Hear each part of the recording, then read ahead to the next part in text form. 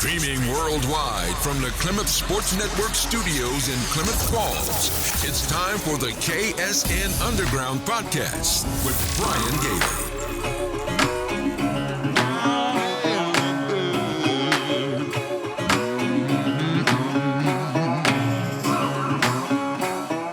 Hello, sports fans. Welcome back to the KSN Underground Podcast on this wonderful Veterans Day of 2021.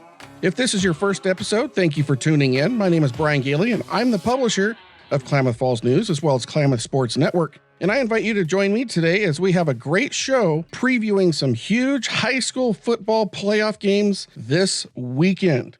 We have Talkin Viks again this week. We talk with Mazama Football head coach Vic Lease. In our Gaucho Collective featured interview, we chat with Henley High School head football coach Alex Stork. And then we dive into this weekend's playoff games. We have 4 high schools in the playoffs this week. We're going to be talking more about them in just a little bit. But I do want to give a shout out to this episode's sponsor, which is our KS Insiders. For just $5 a month, you can help support what we do here at Klamath Sports Network and help tell the stories of the Basin student athletes. Visit klamathsports.net and click on the yellow Become a KS Insider button to learn more.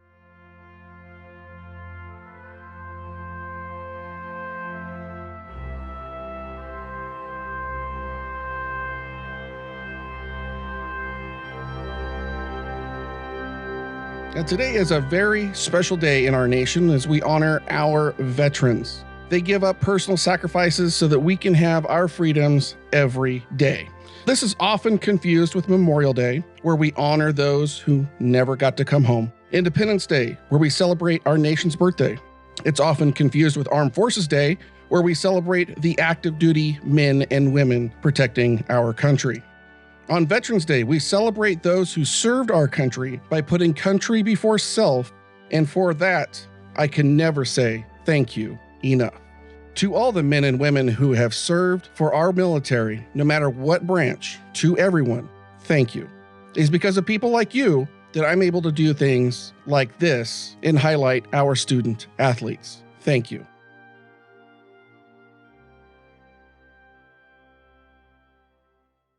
So as I said, we have 4 teams playing this weekend in the OSAA Football State Championships.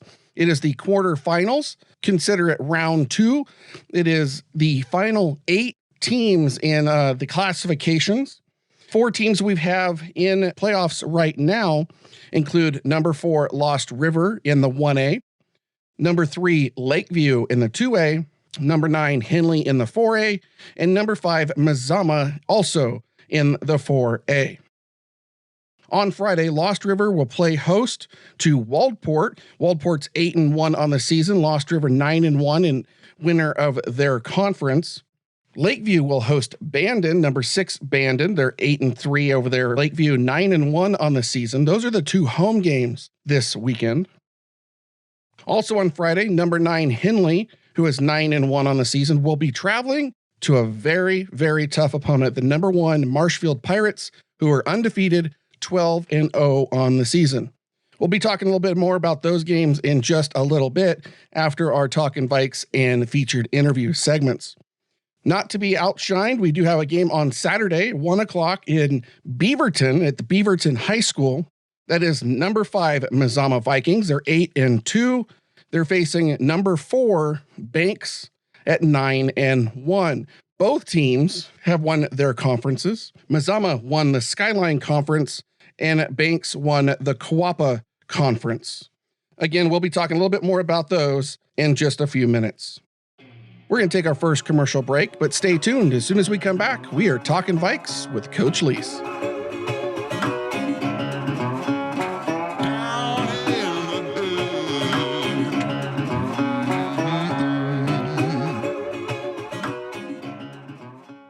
I want to thank our sponsor for this episode, you, our KS Insiders. You might be asking, who is a KS Insider? A KS Insider is a financial supporter of Klamath Sports Network. I can hear you now. He wants money. Before you tune me out, listen to this. KS Insider is a way for fans to support what is done here on Klamath Sports Network, because without your support, content and shows like KSN Underground would not exist. Anyone can be a KS Insider, especially if you love high school athletics. Parents and family of players? Check. Fans of a school or program? Check. Fans of what we do here at Klamath Sports Network? Check. People with a pulse? Check. I invite you to help by pledging as little as $5 per month. Every little bit helps keep me caffeinated and fuel in the tank to cover those road games. For more information, visit klamathsports.net and click on the yellow button at the top of the page that says Become a KS Insider. Our program is managed via the Patreon platform. There is no obligation for you to sign up. You can cancel at any time. Pledges start at $5 per month. Content like this cannot be made without support from people like you. Thank you. Now, on to the show.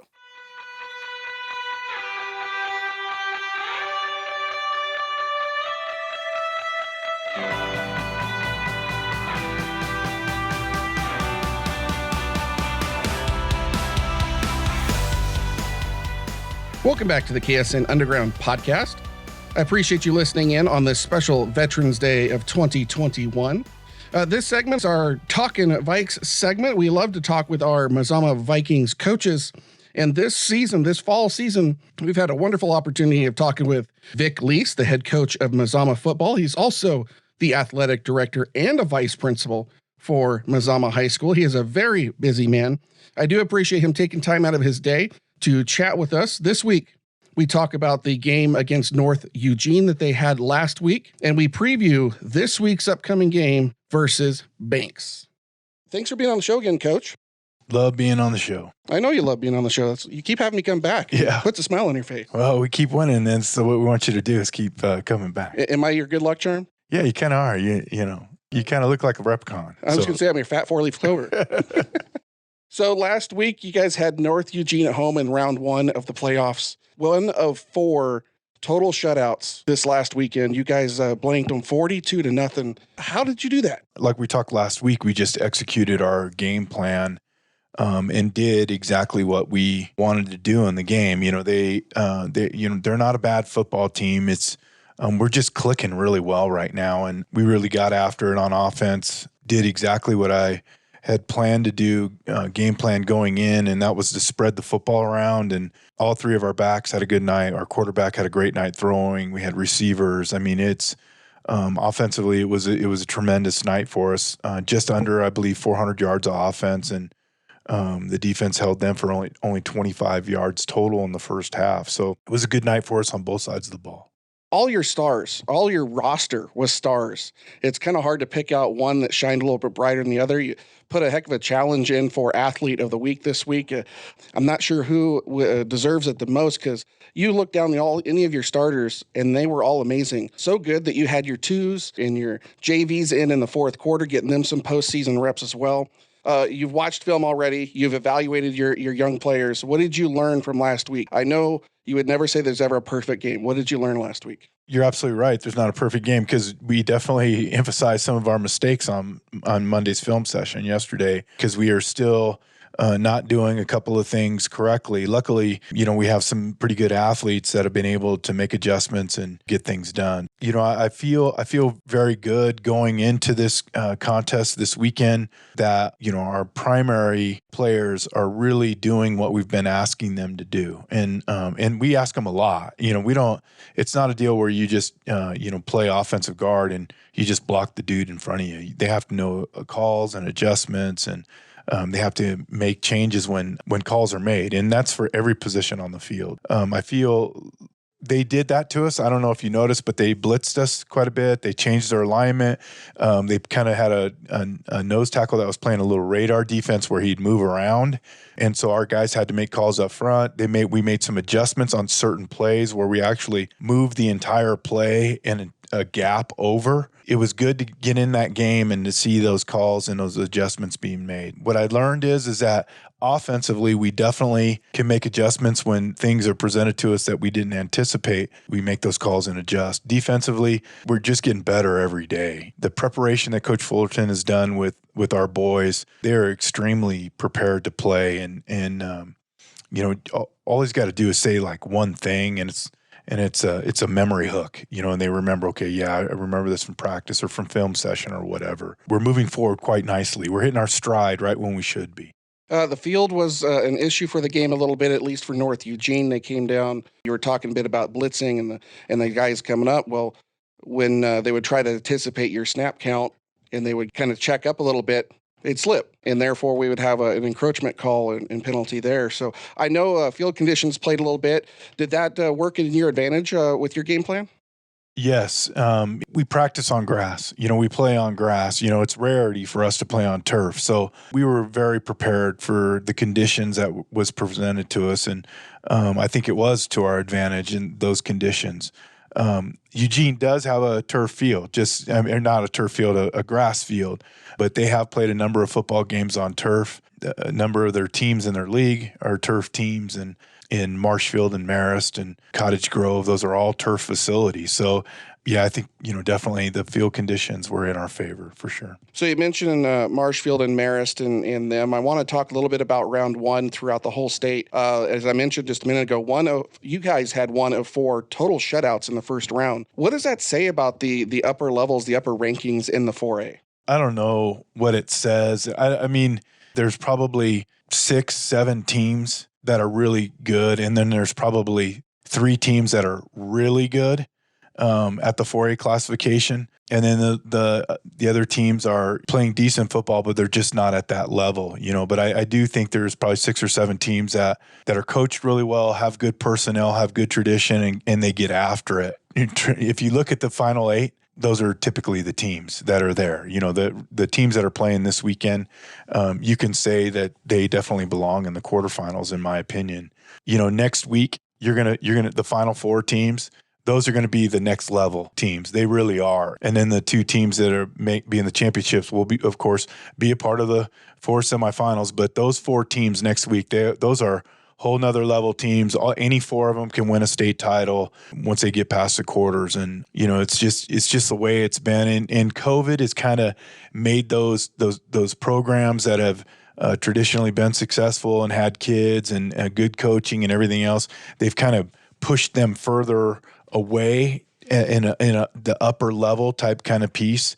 And it's because the program is so healthy that it can overcome certain obstacles like COVID. The programs that have not been healthy, turnover in coaching, not good numbers in their programs, lack of communication within their program and their community, that just magnified it is what it did. And I think the final 8 teams that are in the quarters this week, they all belong there. All those teams belong there, and it'll be interesting to see who's still alive next week. It's Sunday is going to be Friday and Saturday are going to be eventful, and Sunday there's going to be some crying by somebody. Oh yeah, no doubt about it. I just hope it ain't us. We hope so as well. Speaking of what you guys have going on, you're versus number 4 Banks on Saturday. It's an afternoon game at Beaverton High School.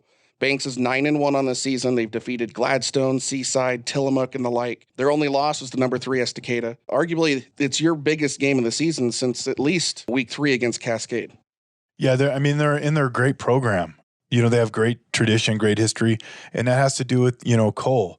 Their head coach. He's an exceptional football coach. He took over the reins a few years ago. A guy that got it going. He was a defense coordinator. He still is a defense coordinator, but now he's also the head coach, and he's kept it going. He's had some great football players there, and we've played him a couple of times over the years, and they've always been a battle. And it's going to be a great contest.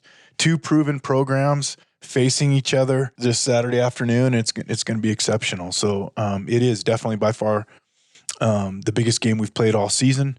And if we're lucky enough to continue, the next week will be the same. And it just every week is the biggest game. And we've told these boys that too. It only gets bigger. That's right. It only gets bigger. Banks and you guys, you flip-flop back and forth across the rankings all season long. You're pretty evenly matched up when you look at what's going on. Just how good is Banks? What's their style? You mentioned a defensive-minded head coach. They're good. I mean, they're offensively, they are potent for sure. If you look at the scores that they've put up during the course of the season, if you go back to the Astoria, they scored 42. They against Amity scored 56. They scored 38 against Seaside, 27 against Milwaukee in a muddy mess. That when they played 42 against Tillamook, and of course last week, they got a shutout themselves, 29-0 against Hidden Valley. And so, they're offensively, they're a pretty good football team. Defensively, they got some players on that side of the ball too. Offensively, though, their quarterback, Cooper, he's a pretty good football player. He's tall and skinny, and he throws the ball pretty well, and he also runs well. And he likes to throw it to Charlie White, who's a very successful tight end slot for them. And he's a great football player. Charlie also plays middle linebacker for him, and he is a force on both sides of the football. And of course, their running back, Flippin, he's tough.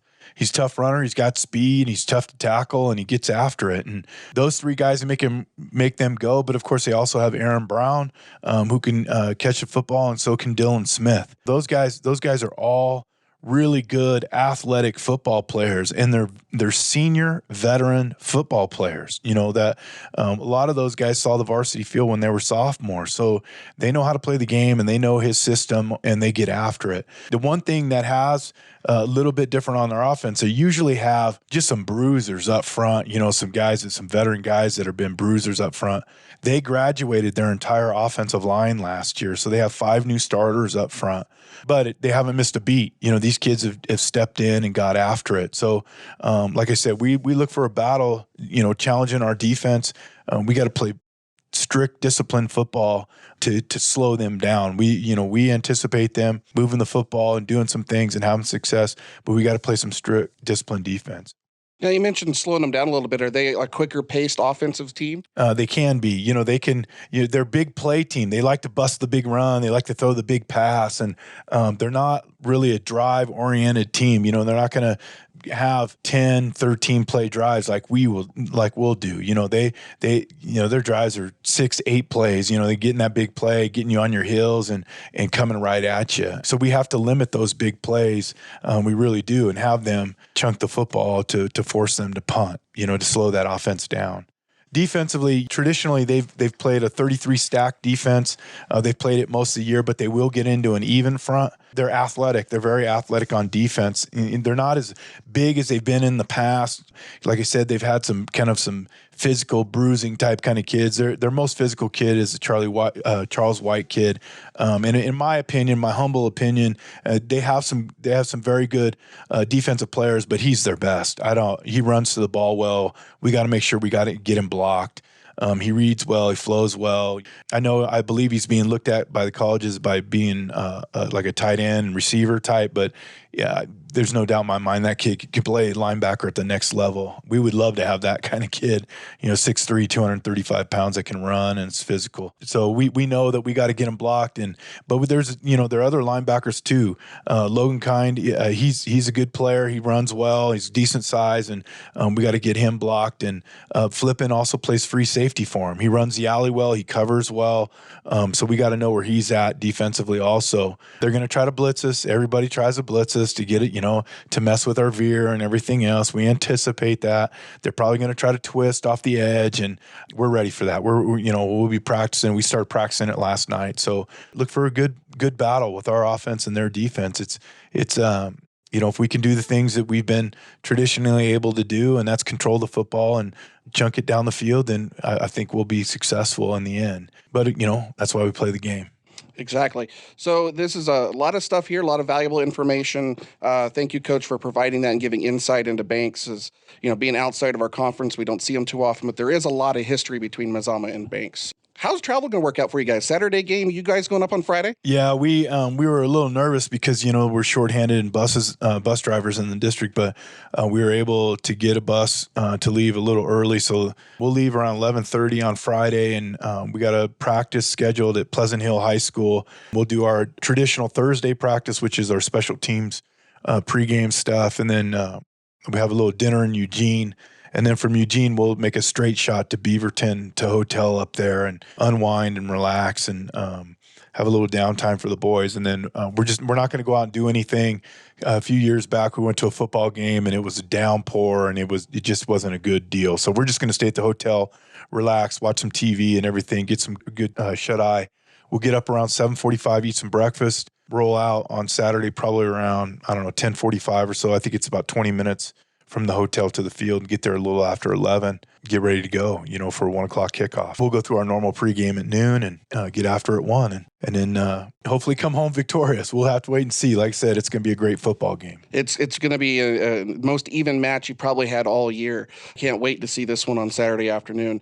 Knock on wood, we hope you come back with a victory. It's awesome to see you come together against Banks in this level. It's going to be a fantastic game, I anticipate. But it can be your last game of the season. I don't want to think about that. I don't plan for that. You know what I mean? I'm a positive-minded person. I believe we're going to go into that football game, follow our game plan, and be successful. I need to believe that, so my boys believe that. If there's any doubt in my mind, they're going to see it. If there's any doubt in my approach, they're going to see it. And I'm not a doubting person. I'm a very positive-minded person, and that's how I'm going to approach it. If I have to address my boys at the end of their last game, then I'll address them, and whatever comes to my mind and my heart at the time, then that's what I'll say. Now, there is a long shot out here for a semifinal match between you and Henley coming into this. Henley's facing number 1 Marshfield, which you've already faced this year. I know you don't like to look ahead, but say that happens. It's a Henley-Mazama matchup and one of you going to state. What's your thoughts on that? I don't have any thoughts on that. I have zero thoughts on that. My thoughts and my focus is Banks, and we got to take care of Banks, and that's what every ounce of energy I have is focused on beating Banks. I'll start thinking about you. If you want to ask me that question on my drive home on Saturday, if we're lucky to come out with a win, I'll be more than happy to answer it. But I'm not even thinking about it until then. Coach, I want to thank you for being on the show. It's been a wonderful season. Hopefully we're doing this again next week, and we're talking about who we're going to be facing on the road to a state championship. Back to back. I hope to see you next week. All right. Well, we'll be chatting either way. All right. We'll be chatting either way. Thanks, Coach. All right, buddy. Thank you so much, Coach Lease. I appreciate you taking all the time that you do all season long to talk with us here on the KSN Underground podcast. Much appreciation to it for you coming on and talking with us here on the show. If you have a question for one of the Mazama coaches, please send it over to me at info@klamathsportsnetwork.com, and we'll see if we can get that asked on an upcoming show. After the break, it's time for our Gaucho Collective featured interview, where I talk with Henley High School head football coach Alex Stork.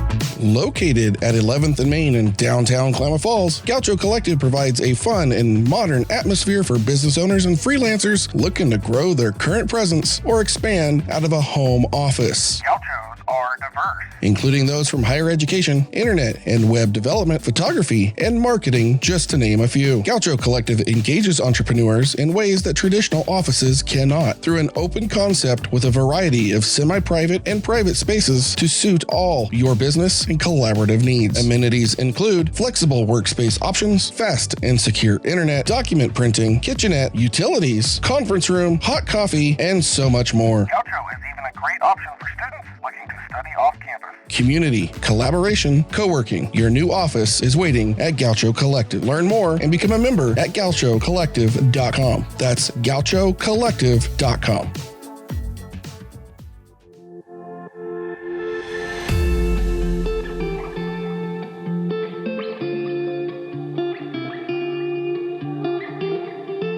Welcome back to the KSN Underground podcast. It's now time for our Gaucho Collective featured interview.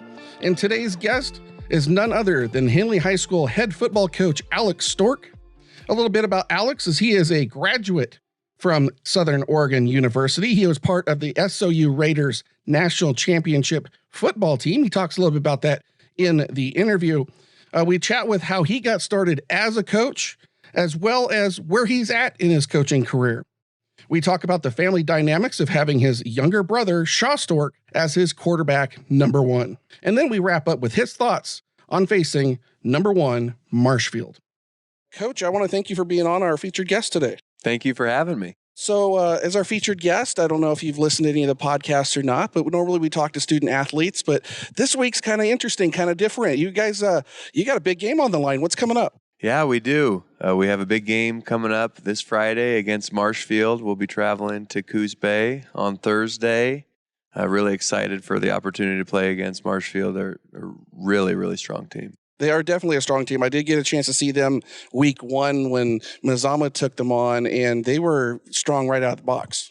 Yeah, they have so many athletes. I'm so impressed with their athletes. I'm so impressed with their coaches.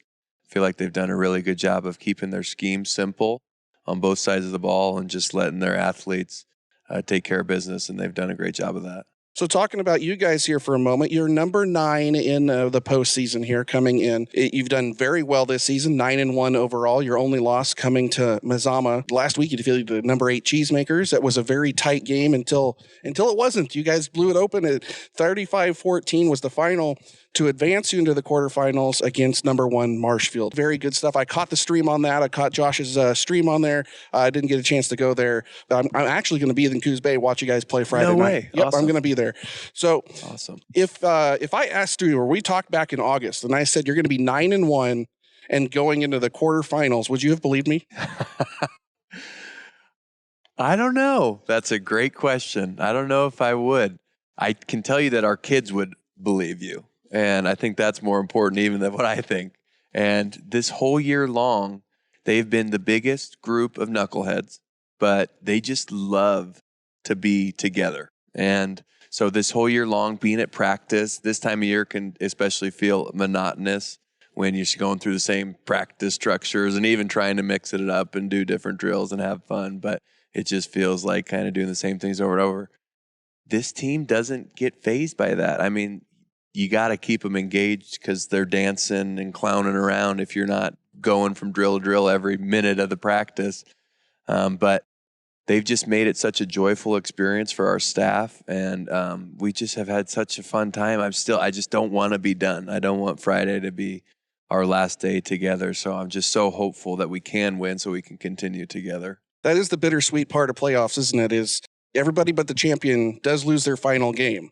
But you do get to keep playing past regular season. So you do have a few extra weeks with these young men, but you are on an uphill battle. We'll talk about that in just a moment against Marshfield. But I do want to get to know you a little bit better since you are a featured guest here today. I want to know right off is how did you get started coaching and how long you been doing this now?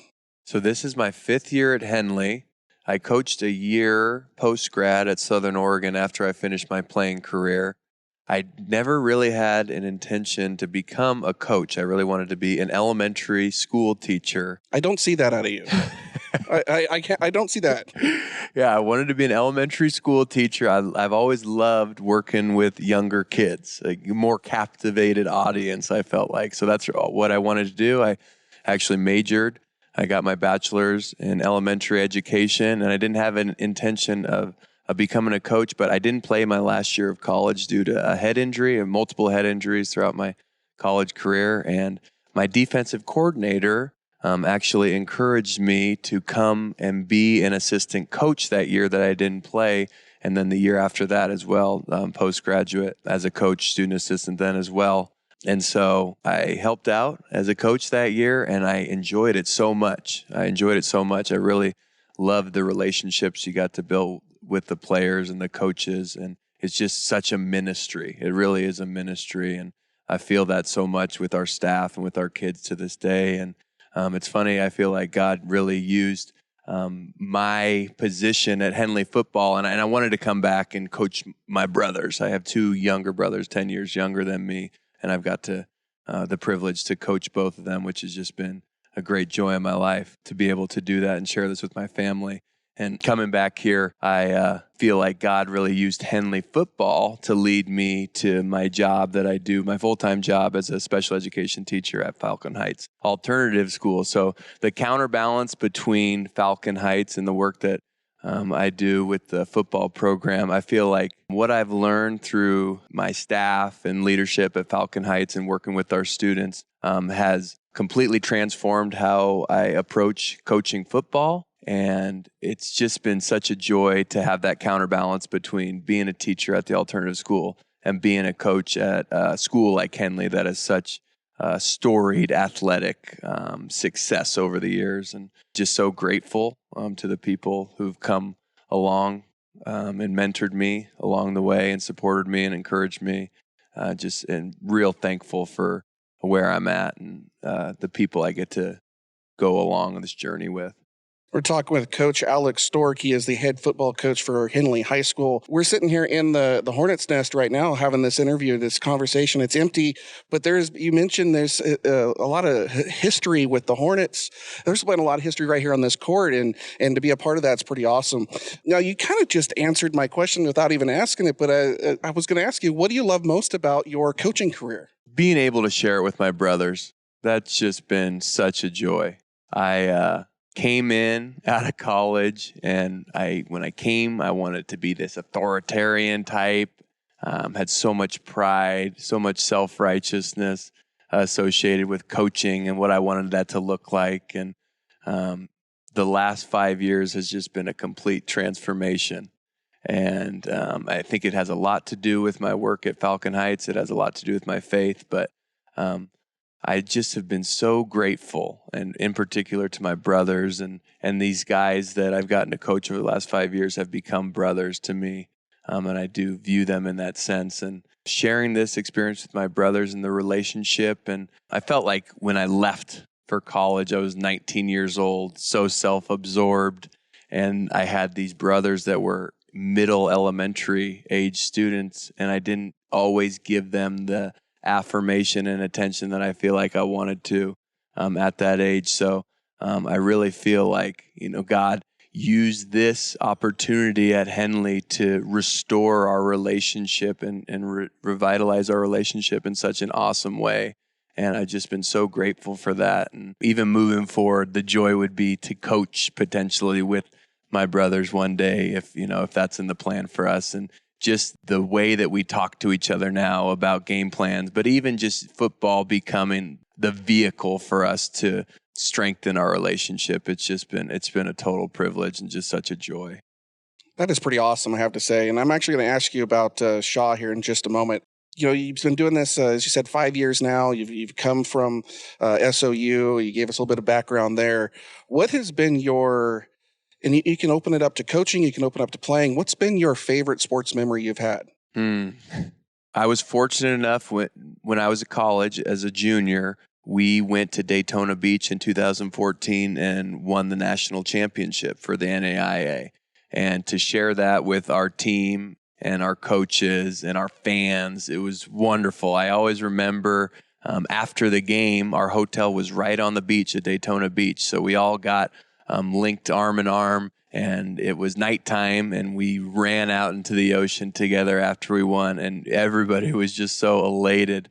Nobody really knew how to react because none of us had ever been in that position before. But to be able to share that experience and the journey along the way with that group of men, that's a hard one to beat. That's a hard one to beat. If you guys, by chance, are able to pull it off Friday night, are you going to take the team out to find a beach in Coos Bay somewhere and do the same thing?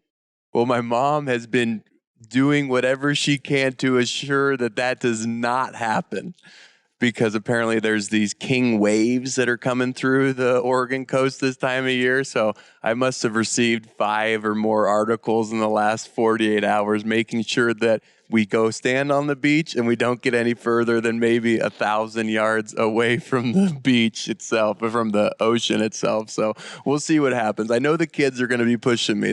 They take as much slack as they can get. So we'll see how that all pans out. But I would love to. I would love to.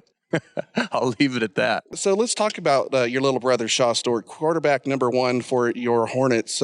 He's been killing it this year.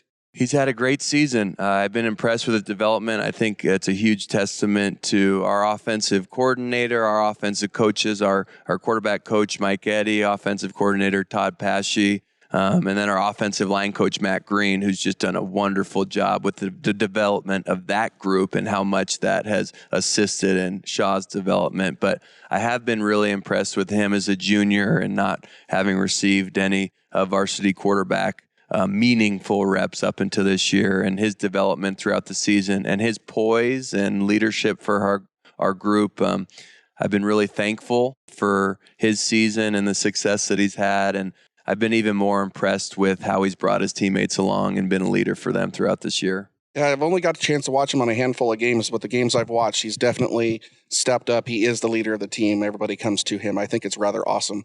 You kind of mentioned it a little bit before, but I was going to ask you about how your relationship's working on and off the field. I'm sure practice and game time is not what it is on Sunday dinner, is it? Well, it's funny you mentioned that. So it was maybe the second or third game of the year, and Sean and I usually have a little bit of a back and forth during the games, and so I think there was a situation in the game where, and I wear my body language just all over me when something is not, going as desired. And so he looked at me and says, after the game, we were Sunday at church or something, he says, I hate that look that you do when you do this or that on the sideline. And so the next game I was thinking about, okay, I can't do that look. I can't do that look. And so I talked to our offensive coordinator. Something happened. I think it was maybe an interception or something. We turned the ball over and Shock came off the field and I, jumped on him. And the offense coordinator grabbed me and said, just don't talk to him. Just don't talk to him. And so ever since then, and so when we were in our coaches meeting the week after that, he says, in situations like that, just let me handle them. And I said, okay, I can do that. So ever since then, I've been pretty good. So if something is less than desired, if it's good, I want to come and give him a fist bump or a, pat on the back. But if it's not good, I try to go to the opposite side of the sideline and just let him go off, because I feel like those coaches are much more calming influence for him than his big brother, who's ready to, to lay into him sometimes a little bit too aggressively, I would say. As you say, your slogan this year is it's a band of brothers, but at the same time, the family dynamic kind of makes things a little difficult. Yeah, absolutely. Coach, I want to ask you, you go through a lot of things. I'm sure you're studying film and you're looking at a lot of different stuff. What is your pregame routine? What, when it gets ready on Friday night and it's game time, and take me through, what is it like for you to get ready? Yeah, Friday is probably the most relaxed day, I would say. I feel like we always talk about in our program, the haze in the barn. You've done your film study, you've done your walkthroughs, you've done your Tuesday, Wednesday practices with the more lively reps. And so by the time you get around to Friday, as much as you're able to, you're feeling prepared, you're feeling ready to go, and you're just excited to watch the guys go out there and execute and then add and make any adjustments as needed. I feel like this year our staff has done a really good job of collaborating and putting together solid game plans and making adjustments during the week where we see things that we don't like or maybe want to add on. And then our players this year have just done a really wonderful job of being students of the game. The amount of film that they've watched in practice, asking good questions, translating individual and group drill work into the team settings. They've just done a really good job of that. And so Fridays before the game, I always try. I have a room at Falcon Heights where I can get to at 3:30, which has a couch in it. And it seems like every single time this year, though, that nap after school has been interrupted. So that's been a little unfortunate, but that's always my goal, is Friday nap right after school, some sort of like a light meal. Maybe go to North Shore, which is the least of the light meals. But that's kind of been the Friday routine. And then we usually let the kids do their own thing. The players do their own thing. They seem to like to go to Chicken Shack or wherever. Some of them like to go home and get their own nap in. So we like to give them the flexibility in that to do what they want before the game, but usually get to the field by 5 or so, get stuff set up, and then wait for the players to get there. Let's talk about Friday. We're the elephant in the room. Number 9 versus number 1 here. Quarterfinal game. Marshfield 12-0. They're undefeated. Last week against Tillamook, you guys seemed to find a rhythm, and it worked out really well for you. This and it was a lot of Shaw. His arm and his legs, he was making it work for you guys. But this week, to get a victory, it's going to have to take the whole team to win. Marshfield, they're good. They've got a lot of hype. It's your biggest game, and I know you've studied some film, and we could talk about that. They've defeated the likes of Marist and Mazama and Churchill and Prairie High out of Washington. Both have faced Tillamook. They beat them 49-13 earlier in their year. Last week, you guys took them 35-14. Is the hype for real with Marshfield? They are very, very talented. I'm really impressed with their athletes all over the field on both sides of the ball. As I mentioned earlier, I feel like their coaching staff has done a really great job of keeping their scheme fairly simple on both sides of the ball so that their players can play fast. And benefit from that talent and athleticism. Sometimes you get a team with as much talent as they do, and it seems like the coaches just have 100 different things that they want to do just because they can. But this staff, I feel like, has done a really good job of keeping it simple, and the players have certainly benefited from that. They've played some tremendous competition this year, even their game against Mazama, which was a real, I felt like, tightly contested battle at the beginning of the year, and Mazama hung right in there with them just to show how tough Mazama is. And, one of those top teams in the state. So I think we're feeling pretty good. Give us a couple more days of practice, and I think we'll be feeling ever better. But it's one of those teams you look at film, you're like, oh, man. And you're like, okay, I can feel better about this. And then you go, oh, man, when they do a couple other things. So they certainly are talented. And I think most of all, we're just looking forward to this opportunity to play such a first-rate team. I don't want to ask you to give away your game plan here, but I do want to know, what are you guys doing to prepare for Dom Montiel, their quarterback, that absolute beast of a quarterback? He's got a cannon for an arm and that spread offense of the Pirates. What are you guys going to do to help mitigate that? Yeah, we really got to get back to the fundamentals. It's a lot of individual work this week, as maybe funny as that sounds. A lot of our individual group work on both sides of the ball is making sure that we're mastering those details that can start to slip a little bit as the year goes on. So getting back into those details, especially with eye discipline this week, with the passing game being as strong as it is for them, having great eye discipline at all levels of the defense is going to be so important for us, not getting tricked into taking wrong steps or getting away from our reads on every single snap. They really force you to have discipline every single snap with your eyes, with your read steps, and then executing your job on any given play. Where does this game rank for you in like the biggest of ever? You've mentioned you've a national champion back in college. This ain't a national championship level game, but it is the biggest game for the Hornets, right? It's the biggest game you've had all season. Where does this rank for you?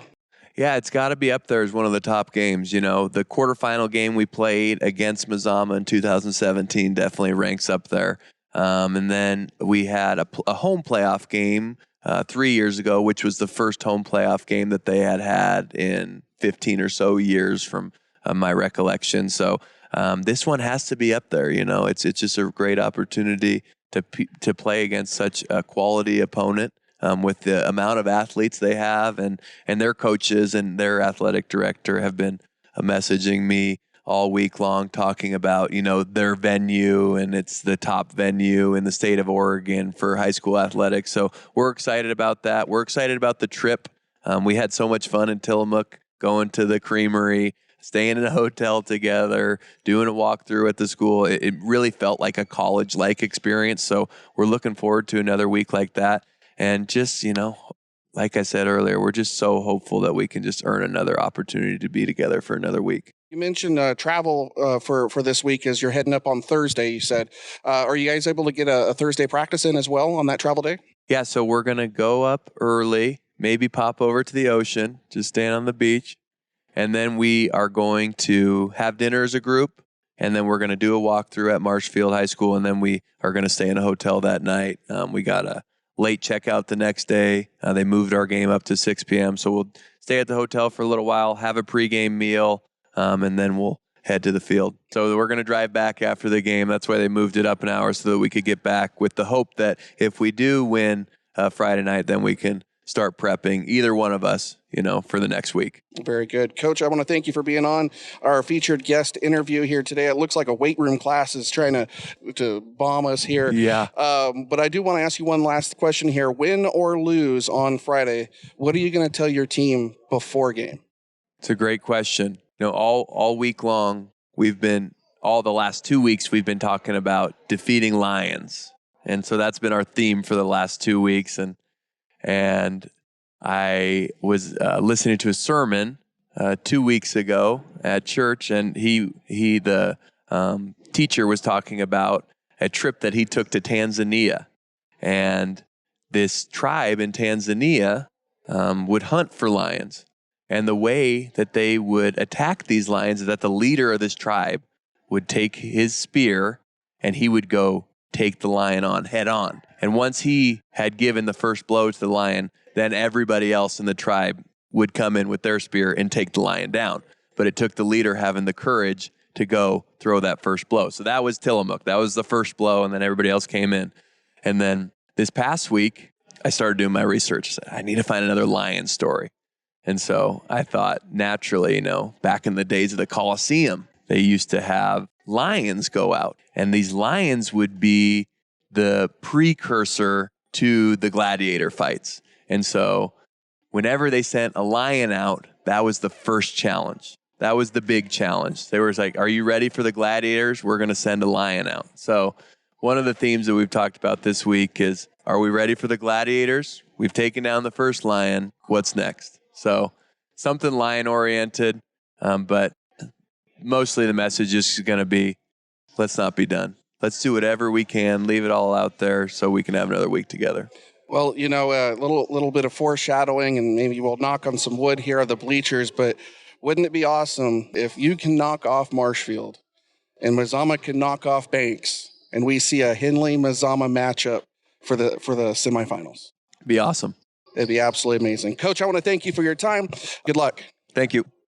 That was Coach Alex Stork on the Gaucho Collective featured interview. Thank you, Coach, for coming on the show and taking time out of your day to chat with us here on the show. Lots of great information you shared with us there, and some key nuggets there that I didn't even know that I got to learn about you, Coach Stork. Thank you so much for being on the show. If you have a suggestion on who you would like to see on the show as our Gaucho Collective featured interview guest, send me an email with that suggestion over at info@klamathsportsnetwork.com. info@klamathsportsnetwork.com. We're not done just yet. Coming up, we dive into the OSAA Football State Championship quarterfinals and the final four basin teams that remain. We'll be right back.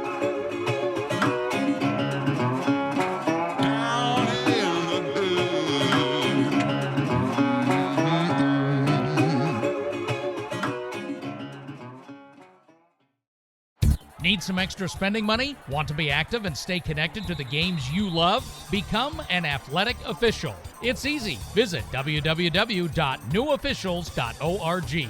With the recent decline of a number of officials, we need you now. It is your opportunity to give back to the Oregon high school sports community. Be part of the OSAA's statewide sportsmanship initiative. Don't delay. Become an official today. www.newofficials.org.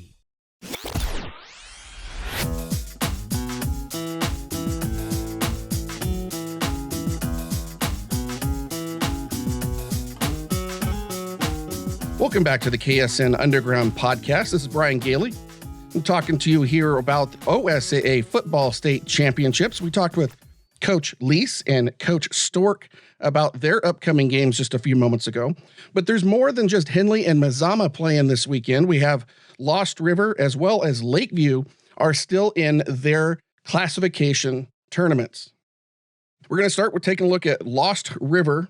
They are 9-1 on the season. They're going to host number 5 Waldport, who is 8-1 on the season. I should mention Lost River is number 4. So this is a very close game of number 4 versus number 5. It's going to be Friday, 7 o'clock kickoff from Lost River High School. It's going to be a great game. If you're in town, head down to Malin and check out this game and support the Raiders of Lost River. Waldport 8-1 on the season. They were second in their conference to St. Paul. St. Paul is the number 3 team in the 1A right now. Waldport lost to St. Paul by a huge margin. I thought this was a typo when I first saw it. Had to double check. St. Paul run up 80 points on Waldport. It was 36-80 was the final score in that loss for Waldport. That is their only loss in the season, and they've handed losses to everybody else. Well, one of them here, Perrydale, they played back on October 15th. They beat them 90-54, 90 points in a 1A game. That's insane. Waldport's coming in with a lot of confidence. They're riding a 4-game winning streak to get them here to Lost River. It's going to be a great game down there. Lost River, as I said, is 9-1 on the season. Their only loss came by St. Paul. They lost to them 24-36, much closer game for the Raiders. Their season is pretty impressive. They only lost to St. Paul, as I said. That was in their week 1 game, Labor Day weekend, back in September 3rd. Since then, they beat Camas Valley twice, Myrtle Point, Bonanza, Cross Point Christian, Chiloquin, and Glendale, who they walloped 60-8. Both of these teams are very high-scoring offenses. Looking at the last few games here for Lost River, they got a 51-26, two games at 51-26, 2 games at 51-0. Those were against Cross Point Christian and Chiloquin. They narrowly beat Bonanza, who was also in the playoffs, 24-22. Then there's the Glendale 60-8 and 2 38-point victories to round out the season.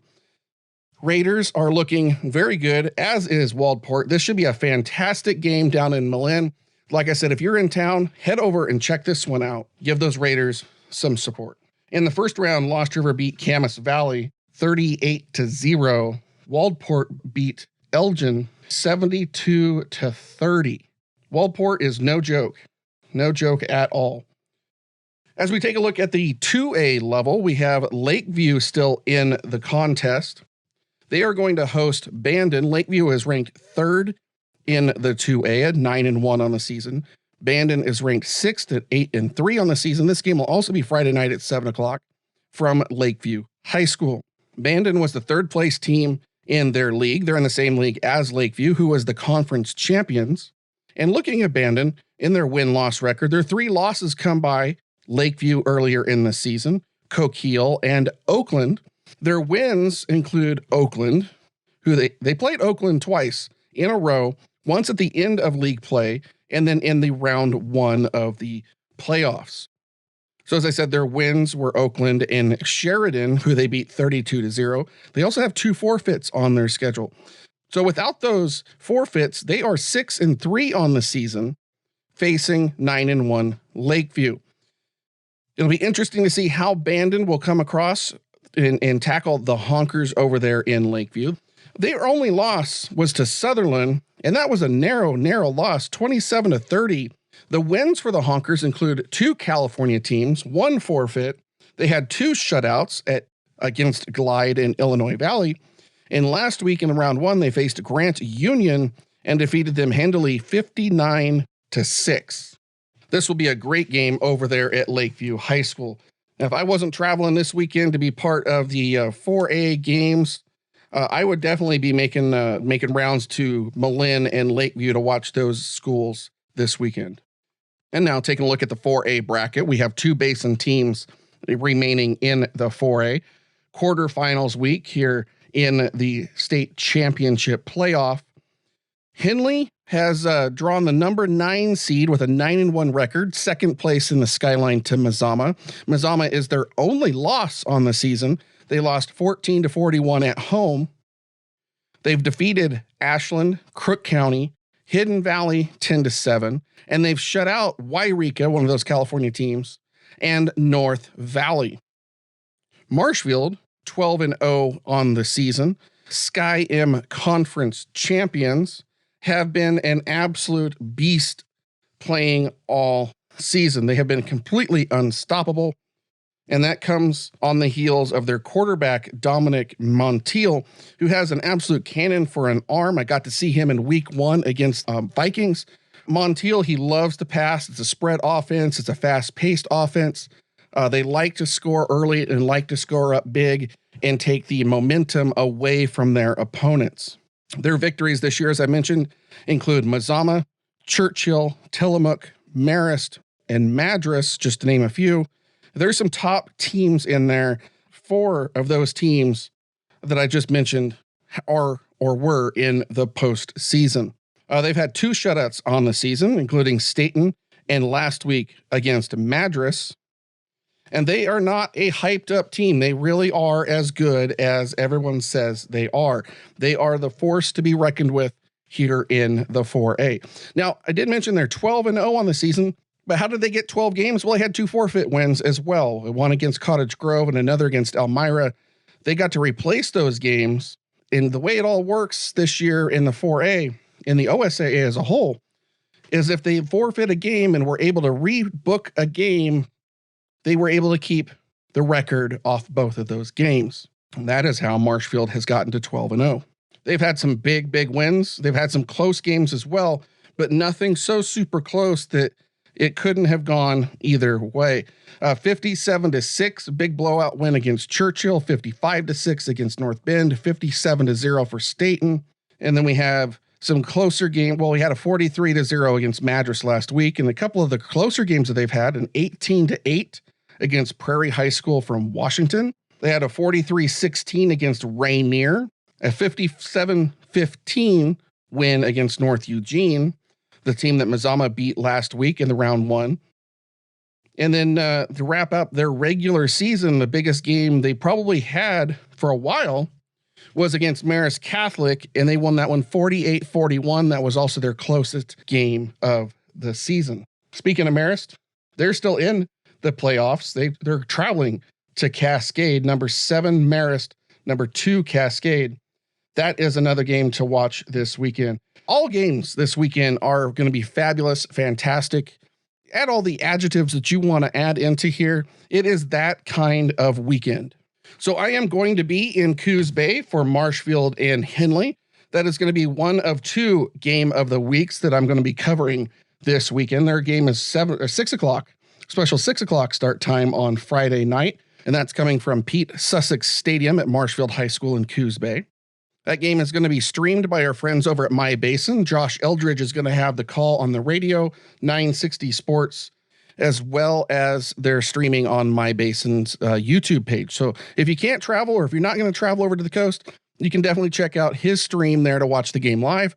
I'll be providing updates on our social media pages for the major plays as we've been doing all season. And I'm going to do the pregame show from Pete Sussex Stadium on the Hornets sideline there as well. Something to consider this weekend. We are in November. We are in the Pacific Northwest. And what does it do in the Pacific Northwest in November? It rains, and it rains a lot. When you're on the coast, it could rain a ton. So weather could be a factor for the game on Friday night. It could be a soaker. There is rain in the forecast. Then again, it could just blow right on by. It is the coast. So it's going to be interesting to see if weather is going to play a factor on that. Last week in Tillamook, watching the Hornets play the Cheesemakers, there was a bit of weather in there. At one point, it was hailing. Halftime seemed to be the worst, so the teams got to miss it all, but they still had a wet turf field to deal with and wet equipment. So there is definitely going to be some impact from the weather as well. Taking a look at the last game in the state championships, it is number 5 Mazama as they travel to number 4 Banks, but the game will not be at Banks High School. It will be at Beaverton High School instead. Special Saturday kickoff at 1 in the afternoon. Beaverton High School, great 6A facility for both of these teams to play at, just down the road from the Nike headquarters and Intel. So both, as I said earlier, both Mazama and Banks are conference champions in their respective leagues. Mazama in the Skyline, Banks in the Kawapa. There is a lot of history between these teams, even though they are not in the same conferences. They don't see each other as often as we would like to see because these are 2 great teams, 2 beasts of teams, 2 monsters going to be going at it on the gridiron. But because they're not in the same conference, they usually only face each other either in a non-league game in the first few weeks of the year, or it's a postseason game. No matter what sport it is, there is some rivaled history here between these 2 schools. They love to play spoiler on each other. 8-2 is Mazama, 9-1 is Banks. Banks' only loss is to number 3 Estacada, where they lost 7-33. Of their wins, they've beaten Hidden Valley twice. They've also beaten Astoria, Seaside, Tillamook, and have had 5 shutouts on the season. Gladstone, Seaside, Milwaukee, and Hidden Valley twice. Weather may be a factor on this game as well. We'll talk about that in just a moment. But the Skyline champs, Mazama, they've lost twice on the season to the number 1 and number 2 team in the 4A going into this postseason. They lost to Marshfield in week 1, 20-35. It was a very close game. And in week 3, they lost to Cascade at home, 28-31, another tight game. Their iconic wins this year, they've defeated the 5A Crater at Crater High School.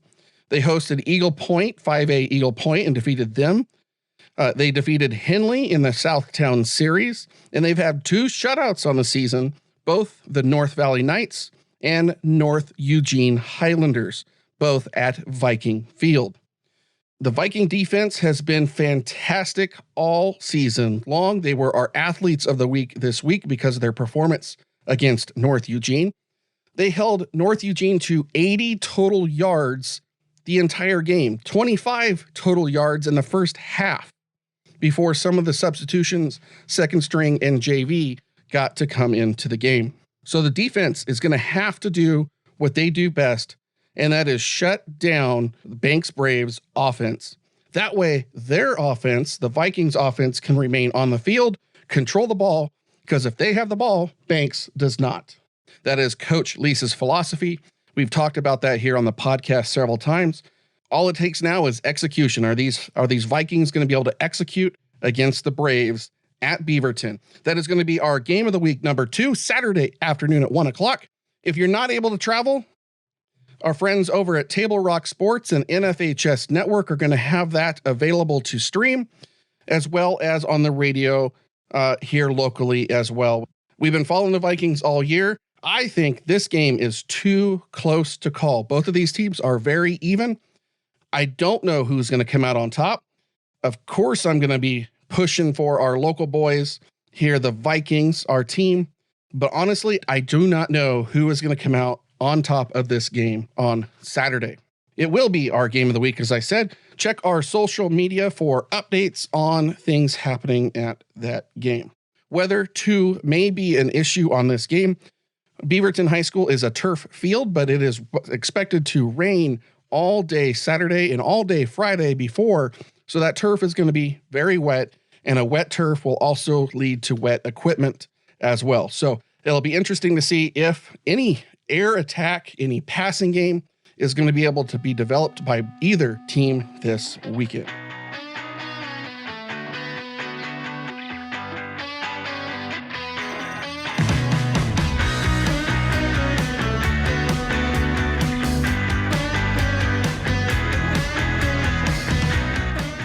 What a great show we had for you here today on the KSN Underground podcast. If this is your first podcast with us here, thank you for listening. It's been a good long one for us here today. Lots of stuff to cover. Lakeview, Lost River, Mazama, Henley, our Talkin Viks with Coach Lease, our featured interview with Coach Stork. I thank our guests for being a part of the show this week. However you found this, share it with your friends, share it with your family, share it with other fans. Let them know that the KSN Underground podcast is here. You can listen, no matter where you listened at right now, you can listen on your favorite podcast apps, including Google, Spotify, Apple, iHeartRadio, and half a dozen others. We also have this uploaded directly to YouTube and to Facebook. I ask you to join us on Instagram as well as our other social media channels, Twitter, Facebook, YouTube, all the good stuff out there.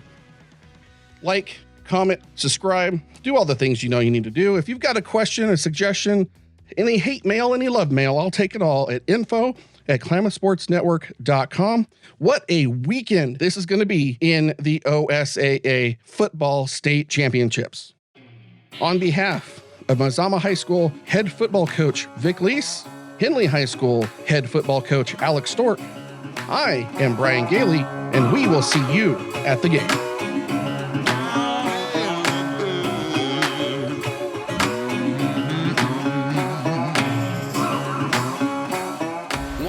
You can show your love.